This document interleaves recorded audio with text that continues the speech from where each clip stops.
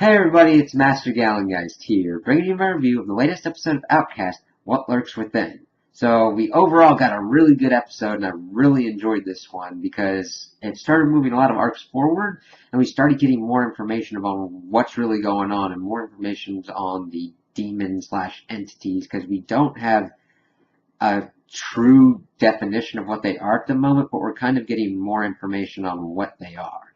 So we're kind of now dealing with the fallout of Reverend Anderson declaring that Sydney is like the devil in front of the whole town. As we see, he had his church on Sunday and nobody counted him to service. So he starts going out town and we see Lenny, the fire chief's wife, she's got a flat and everything, and he offers to give her a ride and everything, and she's hesitant at first because everybody thinks he's crazy that he possibly did that to himself, the wound, the pentagram mark, and it's kind of nuts. And he does take her, and at first he's like, oh, I got church business, and then he essentially kidnaps her and holds her at Kyle's place. Now, Kyle, of course, has taken Amber and having his sister Megan take care of her. And he's like, okay, I gotta go do something. He's like, okay. And he goes and he talks to Sydney. And he says to the police chief, well, the Reverend told me to come here, see if he's one of them and all that. And he's like, alright. Because the Reverend was pretty peeved off that Giles had arrested him because he's like, you're giving him what he wants, you're making him a martyr and all that. He's like, listen, he's attacked people. He's attacked you. We need to do this. We need to do something. And he's like hitting the Reverend saying like, well, what you've been doing so far hasn't been working. And it's just showing how the Reverend just keeps going down and down as this is going on the rise with all these people being possessed. So Kyle goes in, talks to Sydney, and we kind of get more backstory. We had been seeing flashbacks and seeing the entity calls itself Sydney. That's just the name it goes by. But we get a flashback of the body and the person beforehand, and this person was not a good dude. He abused and probably murdered children because he had taken someone from a kid from a carnival and was doing stuff to him. It's always alluded to, but it's pretty bad shit. You could see kind of the textbook off the wallness that this kind of character had, be extremely regimented. You could see how he liked clean things, very orderly things, and his food and everything, and it's like, holy crap.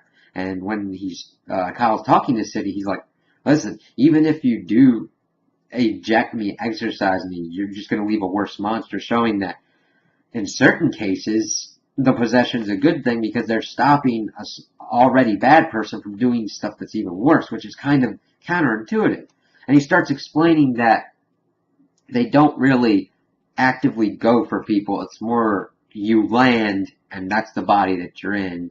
And of course, there's an adjustment period, and that's where it's the most dangerous part. After that, it's more of a symbiosis, almost a kind of parasitic thing.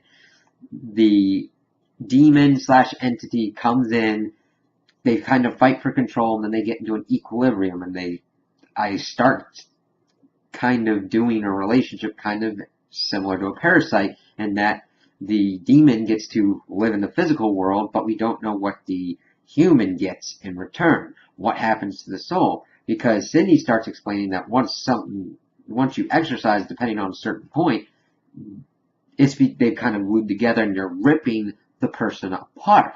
That's what happened to Kyle's mother, and that's what we're kind of being alluded to has happened to Allison, because she's been explaining that she's been felt adrift. So that probably means that she lost a part of herself when Kyle had exorcised the demon that was possessing her.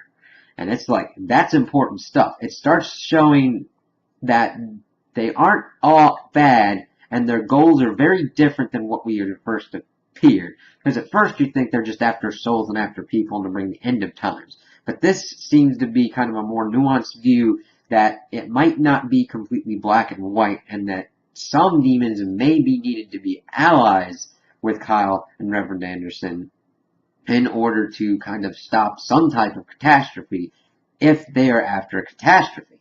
They could be using themselves as doing a parasite's natural course to try and get its its kind of lineage to live on, to live instead of more trying to destroy the world. We don't know. We'll have to see how that goes on. So Kyle gets his information, kind of goes out, and then of course Patricia's son's acting like a dill hole and pretty much saying that I'll testify that the Reverend did it to himself. He really cannot get wrapped around his head that his mother just wants to be happy and his mother just wants him to be happy. He just really wants to be a dick. It's not really good characterization, but it's a good antagonistic role, and how it's showing that he's kind of helping Sidney, and after Sidney was released from prison, he's kind of taking him in and like, okay, I don't know what else I'm going to do with this kid, but we'll kind of have to see. And Sidney also explained that Kyle is more like a flame that guides the demons to the world, and kind of like, he's kind of almost like a point of reference to for their landings, because Kyle asked if he was the reason why this was happening to those around him, and it kind of is.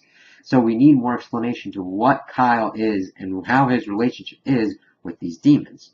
So then we start getting into really interesting territory, because Giles, the police chief, and Lenny then kind of get together and go like, my wife's missing, we need to go find her. So Kyle goes home, and Reverend Anderson wants him to exorcise the demon from Lenny's wife, and he's like, no, I won't, because it'll end up doing more harm than good. She's like, so now you know some more information. And then Reverend Anderson's almost trying to force him to exorcise the demon, and it's like, holy crap. So they start a fist fight right as Giles and Lenny get there. They kind of break it apart, and Lenny explains that to Giles before they get there, that it's like having a different person, like having someone more interested in life and everything around, and he loves her. And it's like, oh, wow. It's important to kind of show that, because it shows the kind of good aspects that possibly can come from these possessions. But we don't know all the bad parts that can be done and what their ultimate goals are. And that's kind of where it's left off, with Reverend Anderson speeding away and it getting just kind of crazy, because then he gets back to the church and they terminated him. So he ends up just going over to Patricia's house and I guess kind of lying low there for the time being. And the last bit that this episode dealt with was with Megan and Mark, and they're of course kind of butting heads with the whole situation because it's just screwed up. She still has power over Megan and her family now because of what Mark did. And Mark, of course, then sold his truck to get back the ring that she had sold. And they kind of were bonding over and kind of getting closer together. And they kind of ended with the kind of family scene with Megan and her family and Kyle and Amber. And it was kind of a cool scene to show kind of the normalcy that can happen that's even going on with this craziness. And I thought that was pretty good to kind of show how Kyle is kind of like progressing, kind of letting people back in and around him and trying to be better with his family and with his daughter and everything. So overall, I really enjoyed the episode and I really liked it. So those are my opinions on the episode. Tell me what you guys think in the comments below. If you liked it, if you didn't like it, if you agree with me, if you disagree with me. Also, like and subscribe, and I hope you have a good day.